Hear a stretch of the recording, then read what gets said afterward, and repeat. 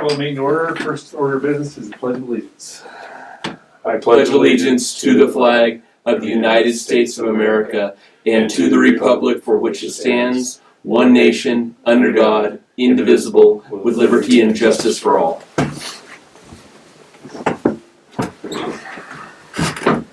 Would you like to do a quick introduction? I don't know if you've met Michael yet. I have not. Michael, my name is Jeff Hedlund. I'm the local counsel for the school district number 7. Pleasure to meet you. Thanks. Over here, Michael, is our reporter from the Lake County Examiner, Kevin Winter. Yes, talked to Kevin a couple times via email. Nice to meet you, Kevin. Nice to meet you. See Darwin's on there now. So, Okay, Darwin's trying to find the length and Corey is tied up, so. Darwin's there. Oh, he's on. he's Okay, on, yeah. all right. We're good to go. Okay. Approval of an amendment of meeting agenda items. The agenda is as presented. Is there a motion? So I move to approve the board meeting agenda items for May 13th, 2020 as presented.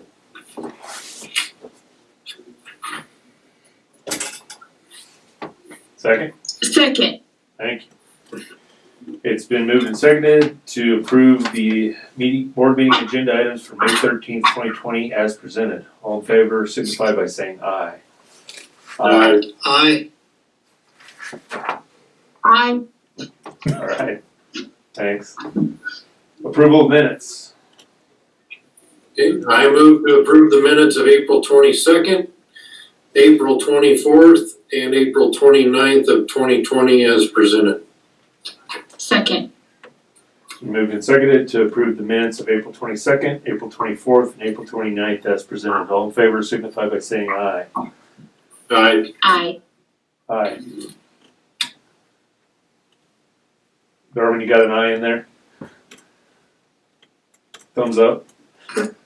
Okay, okay, got it. Correspondence. I actually have correspondence. I have a couple of very nice thank you cards from our future superintendent, Mr. Carter. He starts off one with a nice quote, "Life is a great big canvas and you should throw all the paint on it you can." Any cats? I guess that's, who is the presenter of the poem? Danny who? I'm sorry, I'm having trouble reading it. Is it Kate? Cats. Cats? Anyway, there you have it. Yes. Thank you.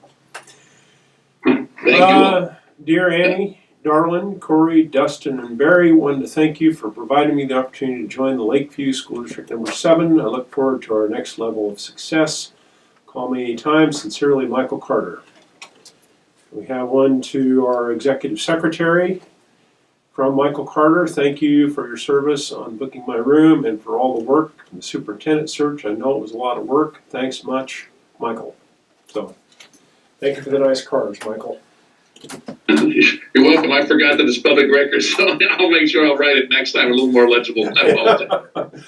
Thank you, Michael. All right, thank you. Any other correspondence? I have none. Public comment? Reports? Principals, whoever wants to go first. Ms. Warner? You're always a gentleman, Mr. Stratton. I'd be happy to. Okay, if you've driven by the elementary school in the last week or so, it looks like a beehive. And it's not that we have a lot of people in there, it's that we have a lot of people working really hard in there at different times. We are shifting some elementary staff. In our last CBA, we talked about making a sincere effort to reduce our class sizes as much as we could. So we're shifting some staff around to reduce our class sizes as much as we can. We'll see what happens with our budget and then see where we end up, but we are working towards that with the staff that we do have. We had Teacher Appreciation Week last week, and we felt like we made some different ways we came up with some different ways to celebrate that. We did a grab and go lunch where the teachers came in and got a wrap and a sandwich and a flower and just came in and kind of said hi at different times. We gave them a 3-hour time span, just kind of cruised through, but it was really great to see everybody. We're doing weekly virtual staff meetings every Wednesday morning, and then doing smaller meetings as well. We have an RTI planning meeting next week. We've been doing some grade level meetings. Lane was doing a great job with his, and so I started doing those as well. Our custodians are back full-time as of Monday. Our secretaries are back almost full-time as of Monday as well. And we are really moving through some summer cleaning. We're coordinating with Janet and our custodial staff, and then anything we need from maintenance. And they're getting a jump on our summer cleaning and moving some things around, and we feel really great about the progress, and because we've got to move some teachers around and some rooms around, so we feel really great about that. The kinder registration opens. We're doing that a little bit different. We are doing kinder roundup a lot like we would normally do. Our plan right now will open kinder registration on May 18th. Parents can register online, their new kindergartners. Those numbers look very large, so we're planning for that. And then if we can open up and do kindergarten camp, we will do some kind of a back to school meet your teacher night right before that happens, so that those little guys get to meet their actual teachers. Sometimes in the spring, I don't even know who those folks are yet, or who I'm gonna hire in the meantime. So I feel like that's a little more a continuous plan anyway. The curriculum that we're doing weekly is going well. Everything's due by Tuesday, mailed on Wednesday. It's going pretty smoothly. Some of our teachers are giving their parents catch-up weeks, and they appreciate that. The parents are working pretty hard at trying to keep up.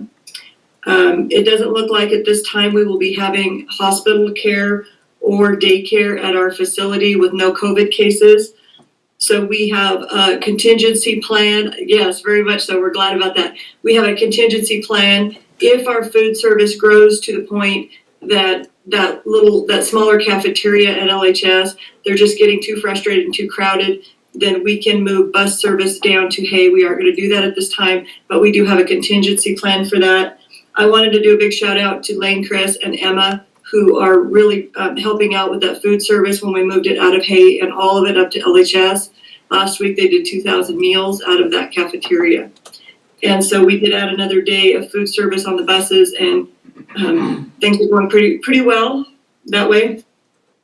I wanted to visit with you guys a little bit and give you an idea of what we were doing for professional development. We are taking advantage of the time, because lots of times we can't get enough subs to cover our teachers. So we either have to do rotating subs, or we lack sometimes professional development in any large chunks. We always have early release to do small chunks, but not like this.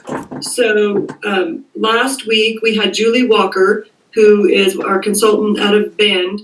She did a half-day professional development for all of our K-2 teachers in the area of phonics development, and her fee was paid through our House Bill 3499 grant. That's money we have to spend regardless of what we do with our budget, and it was phenomenal. We added a new kindergarten teacher that we hired. She jumped in on that. Really excited about that new hire as well. Then last week as well, a bunch of our teachers jumped in and did an all-day training virtual with a program called Character Strong, with his social emotional development and helping kids in trauma. And so they loved that training. We had bought the materials a while back and hadn't had the ability to train everybody. So this was a really great opportunity to do that. And then tomorrow we have a 3-hour training.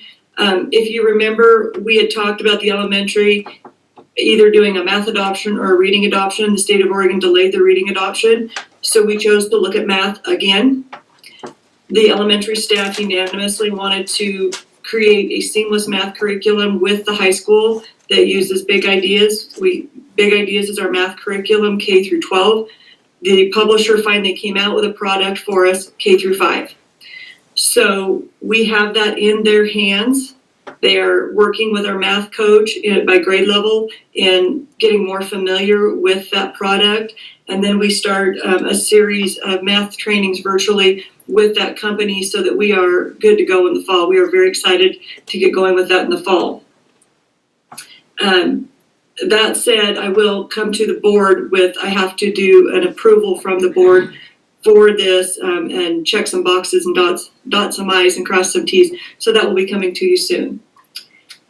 And gosh, we've been going great guns. And do you have any questions for me? I think that's about it. Anyone? Okay, thanks, Susan. Thank you, guys.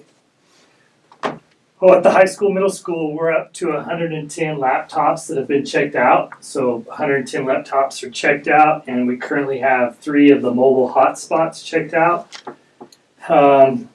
We think we're about at 7 students that do not have internet access at all, and approximately 6 students who have limited internet access.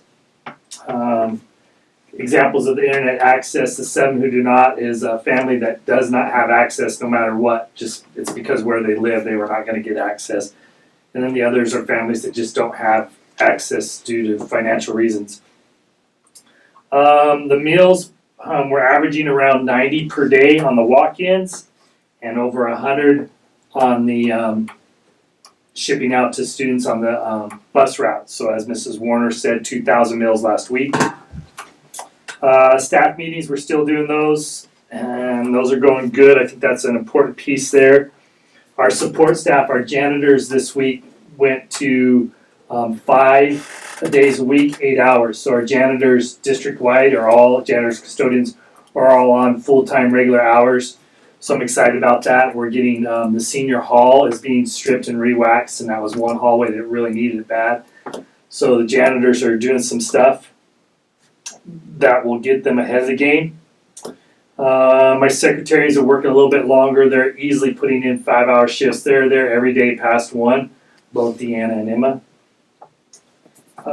Seniors, I have less than a handful that are still working on their incompletes, which is pretty exciting. They chose to take the incompletes instead of the withdraw, and so they could get a pass on that credit.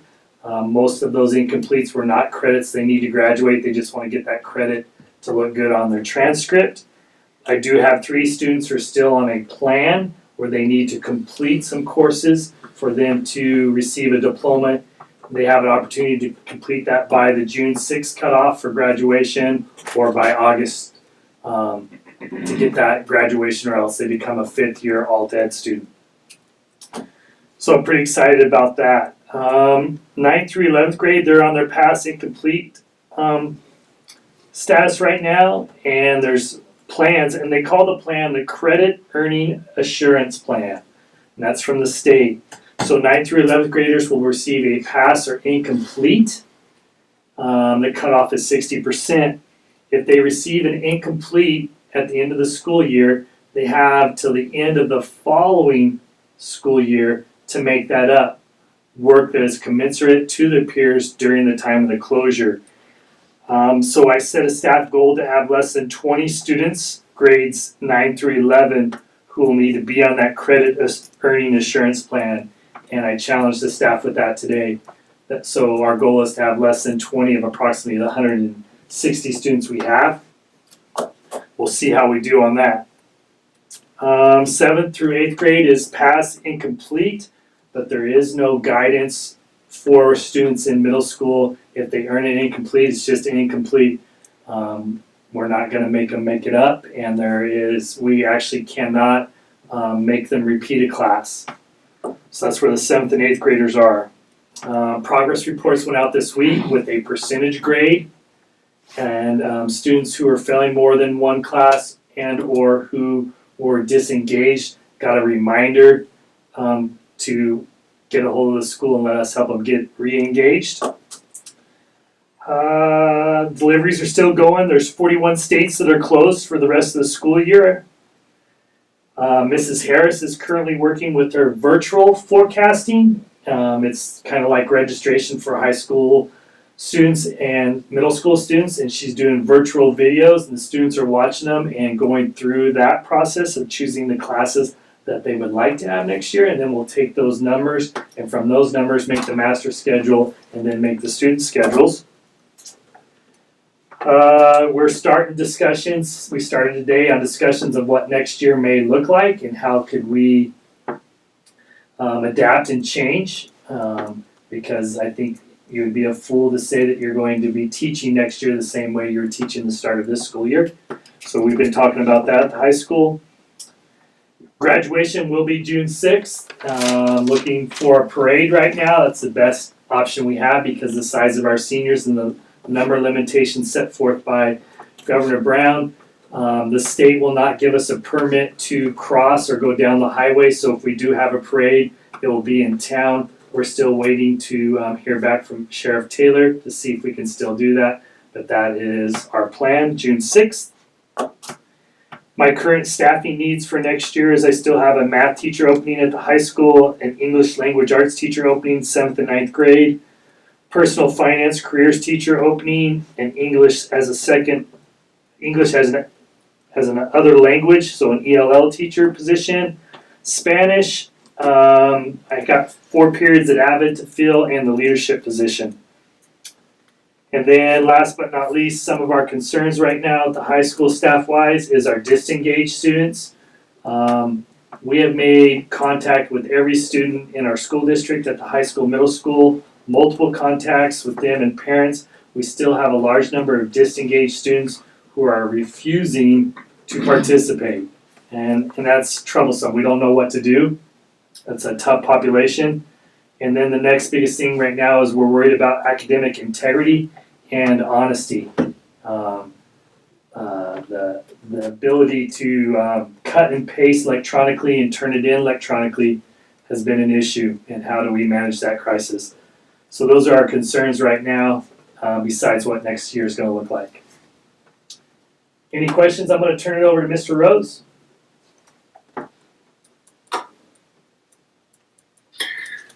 Thanks, Lynn. We continue with our home visits, especially for those kiddos that are unengaged and not connecting with their teachers. And we did reach out to quite a few of those that were on the hard copy work list that were receiving paper copies, and made sure that they knew they could turn that in on the bus route or mail it to us or just drop it off. Home visits this week were pretty hit and miss. The hits being driving by and seeing a vehicle in the driveway or someone working on the side of the road and having an impromptu visit there. The misses being all of the planned visits where nobody answered. So part of that, of course, is the time frame in which I make those visits. We've had some success in the past. This wasn't a particularly good week. On the athletic front, Peter Weber was on the ODE webinar that we were at yesterday. And so he shared a little update. There are 2 updates this week as well on the OSAA website.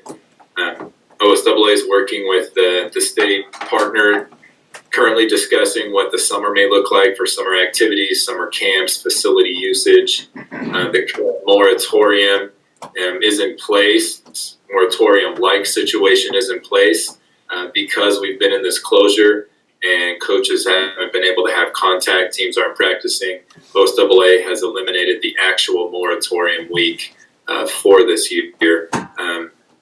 As I read through this, I did pick up the future reclassifications will be based off the 9 through 11 ADM on a 3-year average. Recall that we are over our numbers as a 2A school. We're a 3A, and so each year, Lane and I need to write a letter or attend a meeting and petition to OSAA that we can remain at the 2A level. We currently have a couple of open coaching positions as well. Brian Dunn has retired as the golf coach. We have head girls varsity basketball coach posted, as well as 2 assistant football coaching positions posted currently. We've received a few applicants for some of those, but are still looking for other spots. Any questions for me? Thank you. So you said graduation's as planned on June 6th, Yes.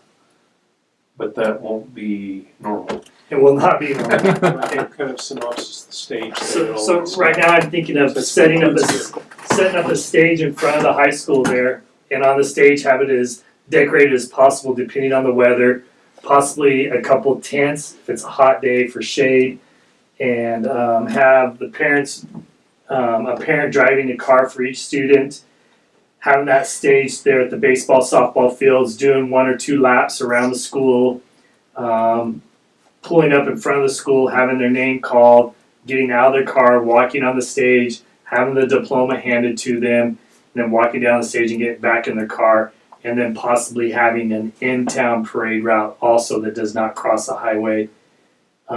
Unless here in the next 2 weeks we get a release from the highway department, and then we'll try to stick to something like the Labor Day parade route. So that's the plan right now, and possibly marking off sections along the football field in front of DMS and stuff like that for parents to park with sectioning it off. Again, it's all dependent on how we can make that work and still not get in trouble with the ODE and the governor. So, but anyways, it will be a parade. How much we're allowed to participate and be active in the parade, I don't know, but that's what we're gonna do. And all the parents know that it's a June 6th event. What that event looks like, I don't know yet. You feel like we'll get good participation? I think we'll get good participation, student-wise and family-wise, and some of us actually think we're gonna get huge participation from the community because it's something that everybody's been talking about, whether you're on social media, newspapers, or whatever. Everybody's talking about the seniors and how they've lost the last 2 months of their last year. So I actually think that there's gonna be a large turnout for it. I've been playing phone tag with the gentleman who does the Jumbotron that was at the Labor Day Fair and Roundup. And if we get any type of release on how many people we can have, we'd love to do some sort of drive-in with the senior slideshow at the fairgrounds. As long as we can afford the Jumbotron to make that work and have a large crowd. So that's kind of where we're at for graduation. The banners should start going up, I think, next week on the light poles for the seniors. ASB senior class paid for the banners. They'll be up for a while through graduation. Then Mr. Darrell Bender will take them down and separate them and put different eyelets in them for the students to take home. Any other questions, board? Okay, thank you guys. Good reports. Okay, old business. You got financial. Financial report, Janet.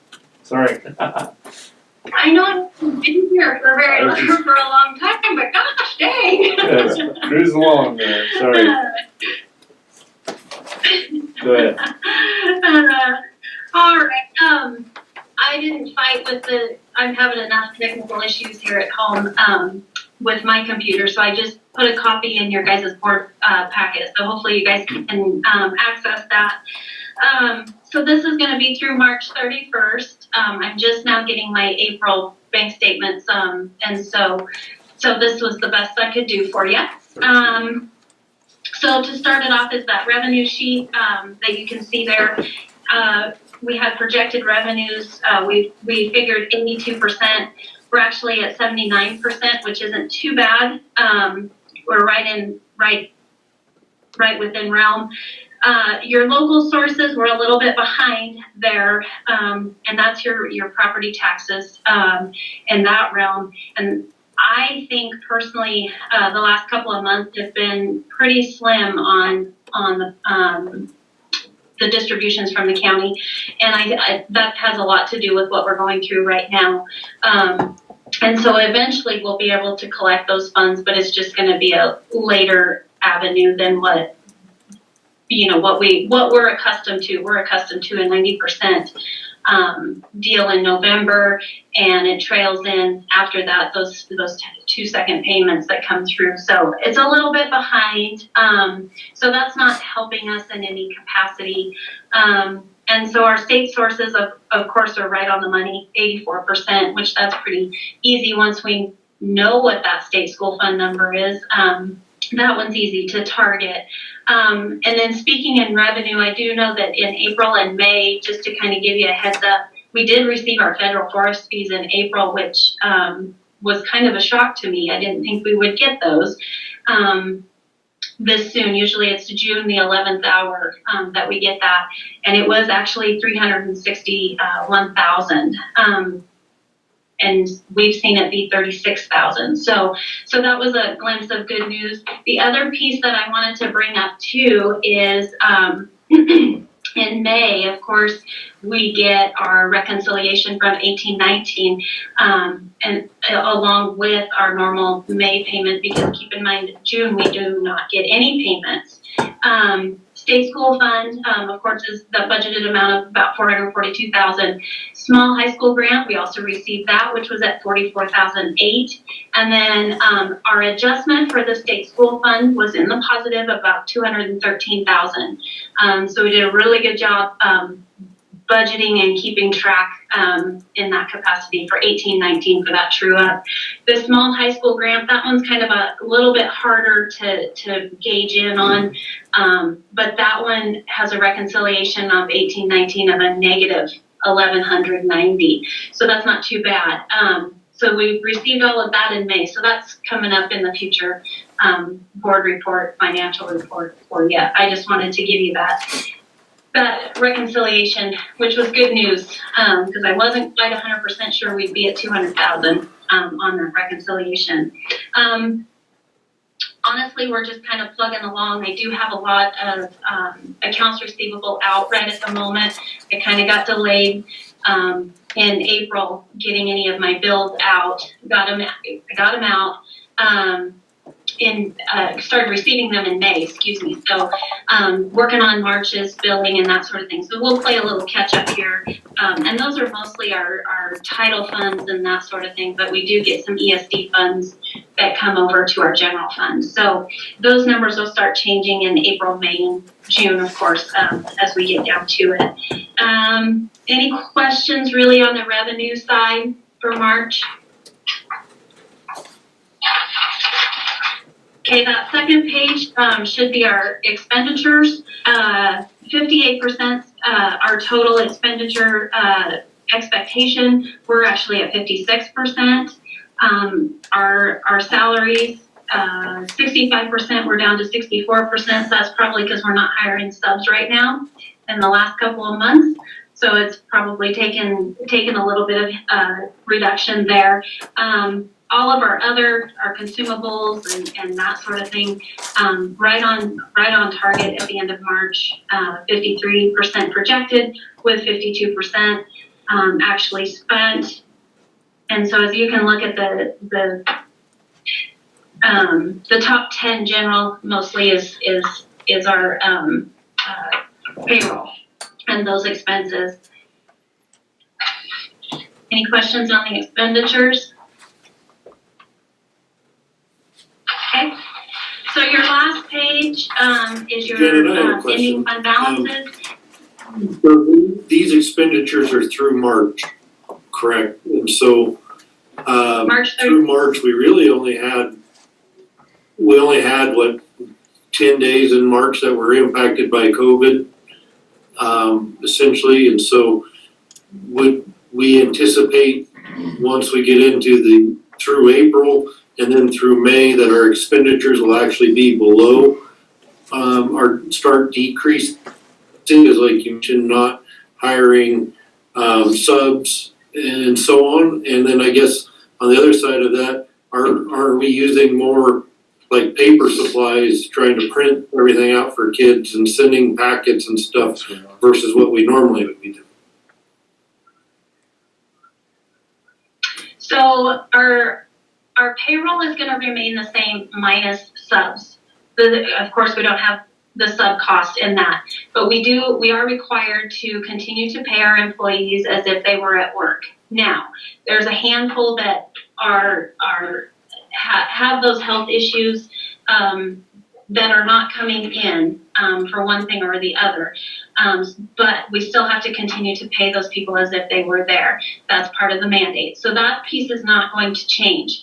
I anticipate that our consumables, all other things outside payroll would reduce a little bit. However, we have had to envelopes, postage, those types of things are on the increase. And I don't believe that our food cost has gone down any, which is good because that means we're getting more and more lunches out there. I think Susan, maybe you said there was 2,000 meals last week, if I recall correctly.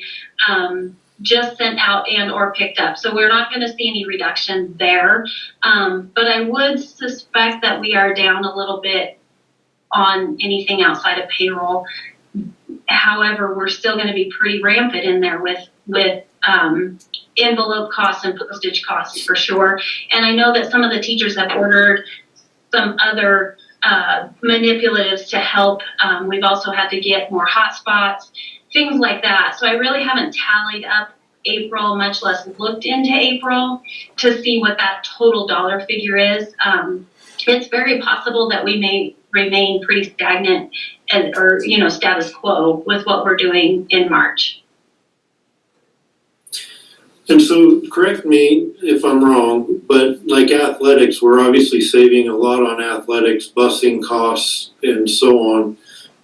The busing costs, travel cost of athletics is not reimbursed like the cost for just the normal thing to school.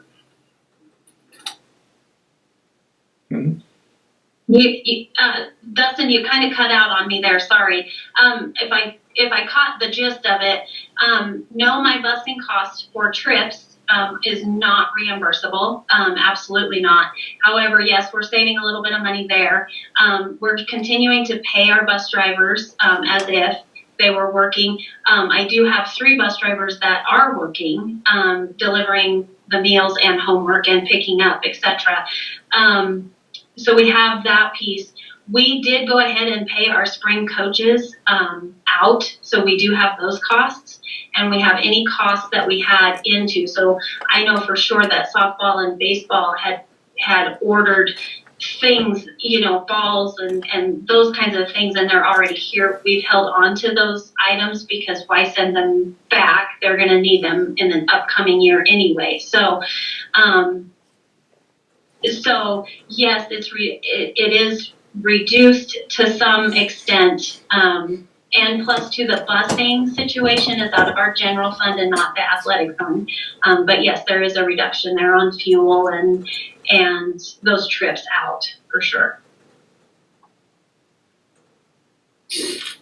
Okay, thank you. And I'd love to see it here next month when we have a month of COVID behind us in the budget. So, Janet, I had a question. I'm getting all these emails about furloughing folks on Friday. Are we not the same as the other districts, or could you help explain that to me a little bit? Sure. So those districts are choosing to furlough, and those now.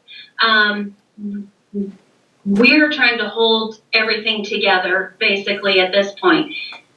Now, what that looks like in 2021, I can't fully answer you on that one as of yet. Like I said, I lost 2 weeks, so I apologize. I'm about 2 weeks behind on this budget. So where the number is, that magical number that says this is the number we're going to reduce by, or what we need to reduce by. I know that both Lane and Susan have already got it in their minds what their buildings could do without, and that doesn't include any staffing. We'll try to stay away from that staffing situation as best we can, within reason.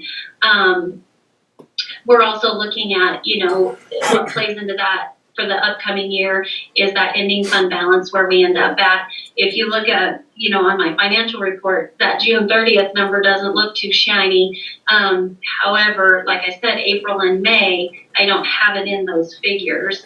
So I expect that to change, and there was a couple of unexpected that we did get in, such as the state school fund reconciliation and those federal course fees. That aside, we may have to do a furlough situation, but that will be coming next week after that May 20th forecast. That's kind of what we kind of shifted gears when I sent that email to you guys for the budget about, let's get that number. Now, as of yesterday's meeting, boy, it didn't sound very good, in my opinion. I think there's going to be a lot more cuts coming from the state than we know what to do with. which also affects like our Measure 98 funds, our CTE funds, and those kinds of things. That's outside the general fund. So we'll see what happens. They're also going to go back to the legislature and try to fight for some of those federal funds and see if we can't get a little bit of a bailout with that. So there's so many things that are happening all at once to try to rectify that $9 billion. Perfect. I just wasn't sure if, if No.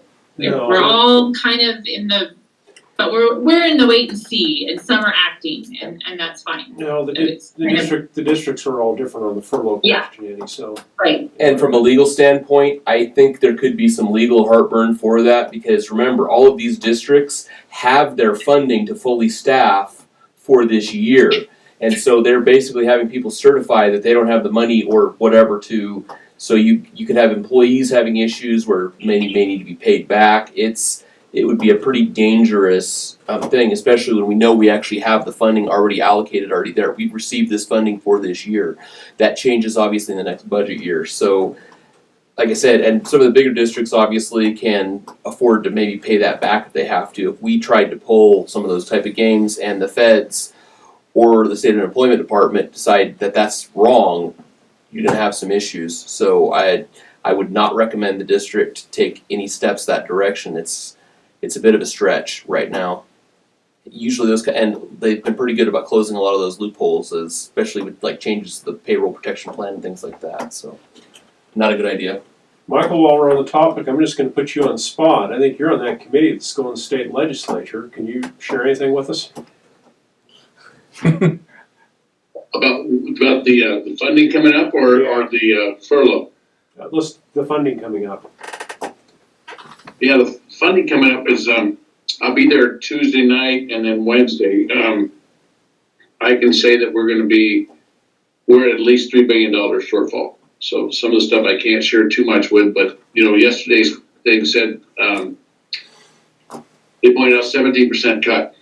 That's going to be the minimum. I think we're going to backfill it with the state reserve fund. We're also going to the rainy day fund. That could take us down. Ideally, we'd like to get to $1.67 billion.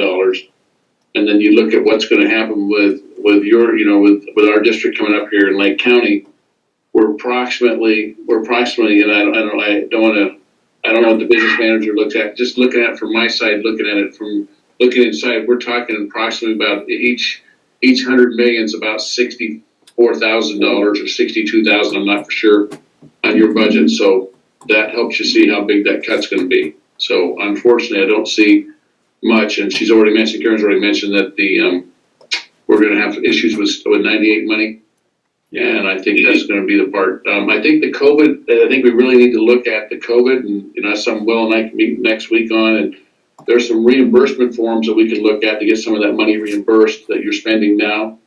I think it'd be very important to get that back, especially some of the food service extra. And there's some other things there. So I'll bring some of those forms and share them with Will and hearing them, and make sure you guys understand that, and make sure that we want to make sure we follow all the rules and regulations so they don't come back like our attorney said and get us later. I wish I had better news. It's not looking good. Well, they got the ESSERA fund. Don't ask me what that acronym stands. Usually I can spell those right out. That's right. So forgive me on that, but that's around $200,000 on that. I'm navigating that right now. I contacted ODE today, what the process is on that. They're supposed to have application process coming forward on that, so I'm going to tackle that. In addition to what Michael said, ODE sent out a link of a number of national programs to help reimburse some things that we've been going through, and I'm looking through those too. So hopefully we can bring, I'm not going to say a significant amount of cash, but some cash into the district to help us out. So. Janet, page 3, unless anybody else has any questions. Okay, go ahead. Okay, so let's see. So as you can see, the current year we're at 2.7 million ending fund balance in March. We're below the 3.3 million that we were March a year ago. The ending fund balance at June 30th looks like it's about $987,000, but again, I have not had a chance to go back in and readjust my April, May, and June. So that'll be coming forward, especially as we get going through the budget process. I should have a pretty good idea what that ending fund balance looks like at June 30th by over the weekend, so that we're ready to roll on the 20th with any changes that are going to have to come out of that budget.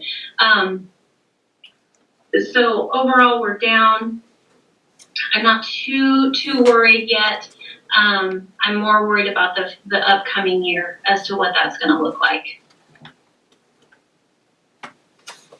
Anybody have any other questions or $1 million or anything? Quite a lot of. Okay. Okay, I'm Thank you. good. Is that it? Okay, thanks, Janet. 7, old business. I'm done, Mr. Chair. New business. Yes, before you have, one thing is an MOU that needs, board action. Well, you have an MOU with the certified employees, and then you have a memo in regard to the suspension of policy GDN on the classified employees. Of the numerous meetings we've been attending, one of the topics at one of our meetings was the evaluation of in-building employees for this year, the teachers and the classified employees. Kind of the recommendation is that it is not a fair representation to base their evaluation up to March 13th. So the recommendation that came to me from OSBA, ODE, and also COSA is that, you know, we, for this year only, special consideration is that we place a waiver in each employee's file waiving their evaluations for the 2019-20 school year. The one thing that you did approve on March 15th, I think we're ahead of some districts on that, we did approve the certified employees based on their qualifications and their evaluations up to that point, and you approved them on March 11th. So that helps us out a lot. So that piece is complete. As far as everything else, you know, the recommendation from those organizations is that, you know, I needed to present these 2 items to you, the memo and the MOU, for your approval in order to waive the evaluations of the building employees. So I had counsel from Spencer Lewis from OSBA in generating these, and I also had counsel from Jeff. You know, Spencer provided, you know, the framework. Jeff completed the MOU. I wrote the memo, so I'm going to let Jeff chime in on his thoughts on it, just to give you more information. So, just to let everybody remember, that March date is important because that's the date by state law that you have to say we're the probationary employee that you renew or don't renew. We had recommendations for renewal and the board approved, so we have no employees that are going to bomb out of a probationary period, either certified or classified. So the other issue is that if you guys decided not to follow this, you would have real problems with, if for some reason somebody needs to be let go in the future, using this as any kind of ammunition as part of that, you know, on a performance basis, because of all the changes. You can't expect something if the standards changed. So that's why all the different organizations are recommending suspension for once, and we have the agreement of the certified union, which we need, that this is not setting precedent, and then the classified union being in a different level of due process protection, just a suspension for a year of the. And we also have a waiver form that is going to be executed by the employees as well in each personnel file. So on both on a union basis and on a employee level, this is not going to put the district in a bad place for future issues. But there are and you're also, again, you don't have anybody that's currently probationary or anything that this is going to adversely affect. All of those people, whether classified or certified, are already going to successfully complete their probation. So. And you see there's language in there that this will not be precedent setting, so that is in there as well. I've communicated with both union presidents. As you see, Ms. Mize has signed off on the MOU with the certified group, and in addition I've communicated, Ms. Mize has communicated with OEA and I communicated with Mr. Gutman at OSEA in Central Oregon. So I have the approval of both associations. So it's two separate motions, one for the suspension of GDN on the classified, the other one is the MOU, so with the certified employees. So unless you have some questions, there they are as presented, and like I said, we'll take questions if you have questions before you present your motions. Ward, any questions? So I have a comment that I'd like to make. I agree that the way these are, and I'll make the motions here in a minute, in the formal evaluation process, but I think despite, suspending the formal evaluation process, I think it's extremely important for employees to have evaluations. And they don't necessarily have to be in the file and be formal, but I'd like to see our administration take the time to at least communicate with each of our employees to have some level of evaluation on ways that they can improve or things that they did well and continue to do moving forward. So it's just because we aren't doing formal in a file, I think that we still need to do some level of informal evaluation. Well, the principals will meet with each employee to present the waivers, and I believe there could be some summary or communication or reflection probably through those presentations of those waiver forms when the principal meets one-on-one with each employee.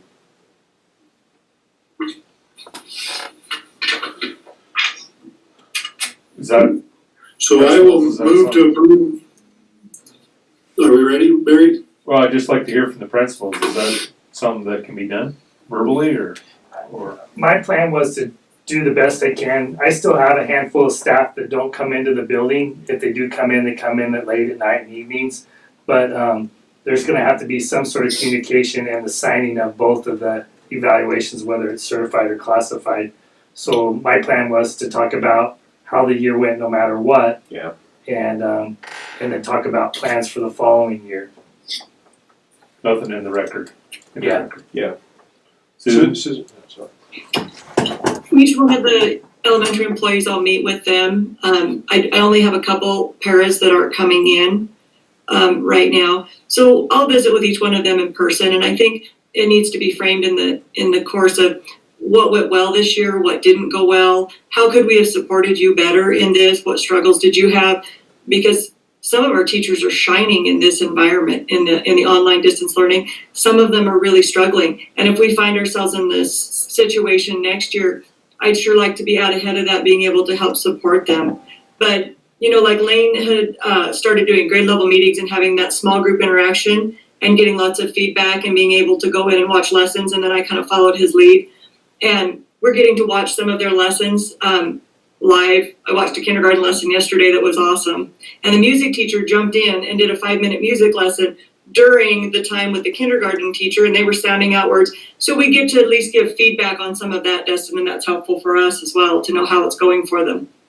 So, any questions? No, thank you. Thanks, Susan. No, I figured you guys were doing that. I just had to say it though. That was a good question to I ask, think Dustin. evaluations are important regardless of how they look. So, Totally agree.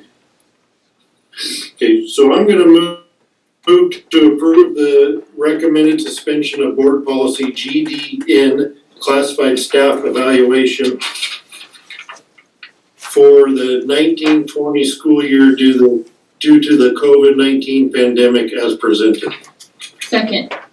It's been moved and seconded to approve the recommendation of suspension of board policy GDN, classified staff evaluation for the 2019-2020 school year due to the COVID-19 pandemic as presented. All in favor signify by saying aye. Aye. Aye. Aye. Aye. Alright, motion carries. 8.2. Do we have a motion? Since we covered it, you ready for the motion? Okay, I move to approve the memorandum of understanding between LOEA and Lake County School District 7 to waive the formal evaluation for the 19-20 school year due to the COVID-19 pandemic as presented. Second. It's been moved and seconded to approve the memorandum of understanding between LOEA and Lake County School District Number 7 to waive the formal evaluation for the 2019-2020 school year due to the COVID-19 pandemic as presented. All in favor signify by saying aye. Aye. Aye. Aye. Motion carries. Consent agenda. I move to approve the consent agenda as presented. Second.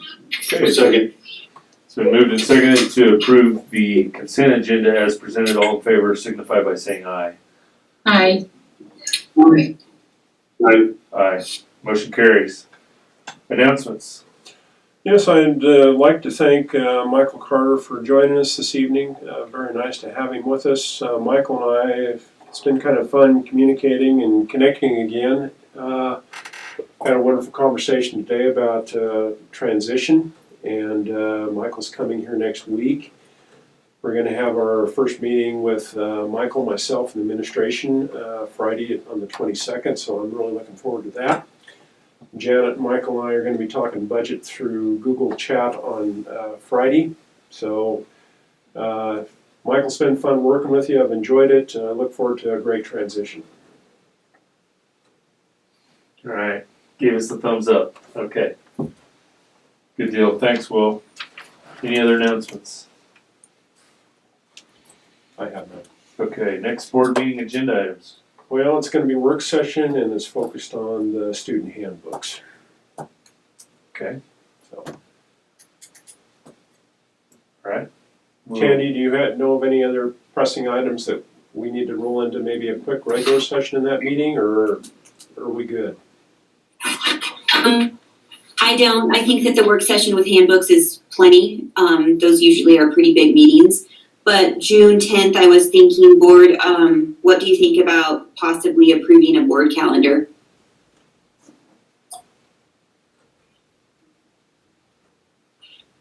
Got a thumbs up to Manny. Okay. Sure. Okay, I can send a template to Michael, and he and I can maybe fill in those blanks and then present it as usual, like Mr. Cahill and I used to do. And then maybe at that meeting, you guys can review it, we can make some edits, and then at the following one, the last one in June, we can actually approve it. See, I'm starting to be talked about. And then Susan would also at the June 10th meeting would like to approve that math curriculum. We've heard of you. I made a joke. I said that now I'm starting to be talked about in the past tense already. So. All right. Okay, sounds good, Tandy. Adjournment. Okay. I move to adjourn the meeting. I move we adjourn. Second. Second. It's moved and seconded to adjourn the meeting. All in favor signify by saying aye. Aye. Aye. Aye. Meeting is adjourned.